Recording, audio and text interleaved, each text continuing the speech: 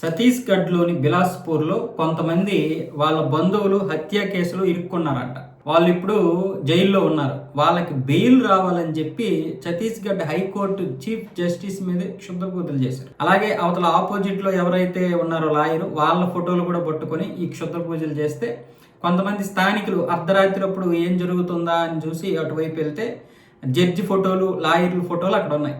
దాంతో వాళ్ళు వీళ్ళ మీద క్షుద్ర పూజలు చేస్తున్నారని చెప్పి పట్టుకొని పోలీసులకు అప్పచెప్పారు ఒకరిని.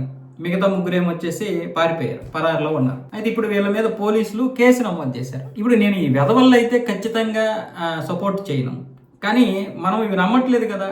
కోర్టులు, పోలీస్ స్టేషన్లు ఎవరు కూడా నమ్మట్లేదు క్షుద్ర పూజలు అనేవి మూఢనమ్మకాలు అని చెప్పి. మూఢనమ్మకాలు అన్నప్పుడు ఇంక కేసు ఎందుకు? వాడు ఏం చేసుకుంటే ఏంటి? ఒకటి. రెండోది, ఇక్కడ మాత్రమే కాదు, క్రిస్టియన్స్లో విపరీతమైనటువంటి చండాలం ఉంది. వాళ్ళు వైద్యులను కూడా అవమానిస్తున్నారు. ముఖ్యంగా వైద్యులే అవమానిస్తున్నారు.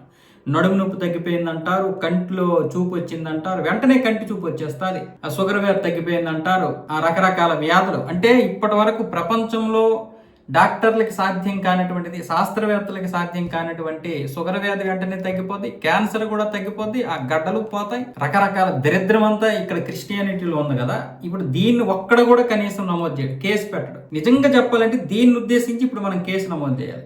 ఇప్పుడు దీని గురించి మేము కేసు పెడతాం. ఎందుకంటే దాని వీడియోలు పట్టుకొని ఎవరెవరైతే ఇలా చేస్తున్నారో వాళ్ళ మీద కేసులు పెట్టే ప్రయత్నాలు అయితే మేమైతే చేయాలనుకుంటున్నాం దానికి సంబంధించి. ఎందుకంటే ఇది డాక్టర్లని అవమానించడం. లేదనుకుంటే డాక్టర్లు కూడా ఈ రూపంలోకి వచ్చేయాలి. క్రిస్టియన్లు ఏదైతే ఉందో ఈ ఆయిల్ రాస్తే ఇది పోతుంది అది పోతుంది అని చెప్పి ఎవరెవరైతే ఇలా చేస్తున్నారో, తుష్ బుష్ అంటున్నారో వీళ్ళందరినీ మనము ఆ కోర్టు పరిధిలోకి తీసుకురావాలి, పోలీస్ స్టేషన్ పరిధిలోకి తీసుకొస్తే దీనివల్ల ఏమవుతుందంటే నిజంగా అలాంటివి జరిగితే వైద్యులు అనేవాళ్ళు ఇంత కష్టపడి చదవకుండా హ్యాపీగా తక్కువలో చదివేసి ఏదో ఆ జ్వరానికి, జలుబుకి, ఇలాంటి వాటికి మందులు ఇచ్చుకుంటూ బ్రతికిస్తే సరిపోద్ది.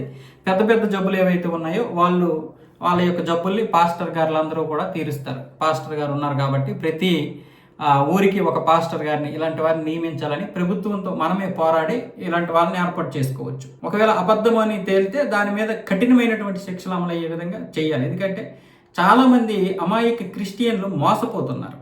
దీన్ని కొంతమంది వ్యతిరేకిస్తున్నారు కూడా. వాళ్ళలోనే వ్యతిరేకించిన ఆ వ్యతిరేకిస్తున్నటువంటి వ్యక్తిని వీళ్ళు మళ్ళీ టార్గెట్ పెట్టుకొని ఏదేదో మాట్లాడుతున్నారు. కాబట్టి ఇలాంటి విషయాల్లో మనం ఉపేక్షించకూడదు. అవసరమైతే మీరు కూడా స్థానిక పోలీస్ స్టేషన్లో కేసు నమోదు చేయండి.